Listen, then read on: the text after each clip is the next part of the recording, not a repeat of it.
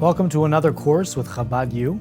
I am here with Rabbi Raleigh Resnick. You may have participated in any of his two previous courses, and we're very excited to have you back here for a third.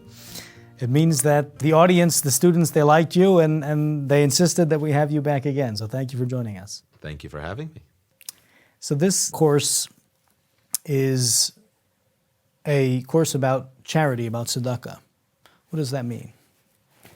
So the course is about the obligation of tzedakah, and you translated tzedakah as charity, which means the obligation to be charitable, which in English seems like it's a contradiction in terms, because when we think of the word charity, we think of sort of doing something beyond the obligatory. But when we say the mitzvah means the instruction, the commandment to be charitable. So if it's a divine instruction, if it's a commandment, that means that there are parameters, and God willing, through these 4 weeks, we'll learn what they are and how best to fulfill this mitzvah.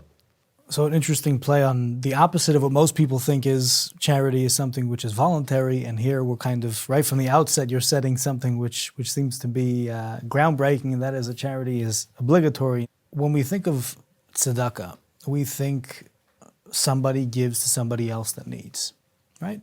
There's someone that needs money, you have money, you give money. Why do you need 4 lessons or 2 lessons or 1 lesson? Why do you need any lessons? It seems to be something we all know about, something that's inbred within us, that if we have something, we have more than we need, and there's someone else that needs, we give to them. What is there more to know about tzedakah? There are really so many fascinating components to tzedakah. What if there are competing interests? Supporting your own children, is that tzedakah? How do you calculate your gains on stock? How do you calculate your gains on selling real estate? When we talk about giving percentages, are we talking percentages of net or percentages of gross? What happens when your brother comes to you with a need, your cousin comes to you with another need, and then all of a sudden in Africa, you receive a card saying, if you don't give now, this $10, someone can die because of this. They're competing interests. How does one diversify their tzedakah givings? There are so many areas wherein we have these questions on a daily basis. Someone comes to me on the street. It's my last nickel. I was going to buy a Danish. Do I give them? Do I not? Et cetera, et cetera. There are so many situations that occur to each and every one of us on a daily basis. In Judaism, we take everything seriously. Everything, if something is not a divine instruction, if it's just sort of do as you feel, then you're right. I have money, you have money, let me just give. But if there really is a right and wrong way of acting, if we are really on this world to fulfill a divine mission, a purpose, then there's got to be a right and wrong way in every single circumstance. Judaism is the source of life. It's a tree of life that anchors us and teaches us how to act in every area of life. It's beautiful, it's complex, and hopefully, I hope that in this course, people will be able to come away with a deeper and greater appreciation and understanding of the minutiae and the details about how we divide our charitable, our tzedakah givings. So you're arguing that there's at least 4 classes on this. So 4 classes, the basic, and then we'll go for round 2. So you just mentioned something which was intriguing to me. You were saying that most people think of tzedakah in the terms of what the needs of people that don't have are, not really what the obligations of people that do have are. Is tzedakah more for the person who's receiving it, or is it more for the person who's giving, or maybe for both equally?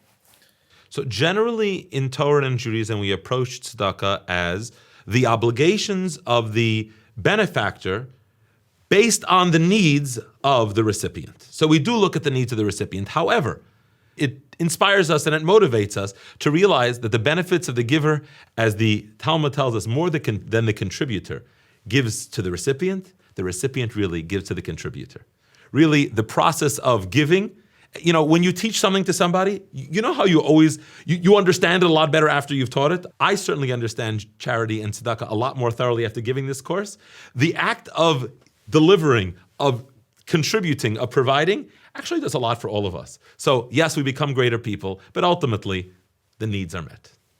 So you would say for the recipient, the giving of the charity is most important, but for the benefactor, actually just the act of giving can do more for him or for her than the person that received that which he gave.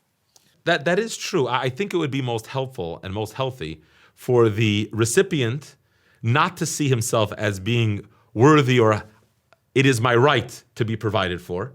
In Judaism, we look at it the other way around. As the benefactor, as the provider, it is my duty, it is my calling, it is my obligation. I am instructed, and I am called upon by God to provide for those who are less needy than I am. So we're talking about this concept of there being a benefactor and a recipient and giving charity and helping the needy. Is charity, understand, someone can give $1, put it inside of a pushka. Is that really what charity is about? Isn't charity more of something, a privilege of the wealthy, a privilege of to be able to, put your name on a hospital, to start a yeshiva, to a school, right? Isn't that what charity is? Is charity really $1 that someone puts in a pushka?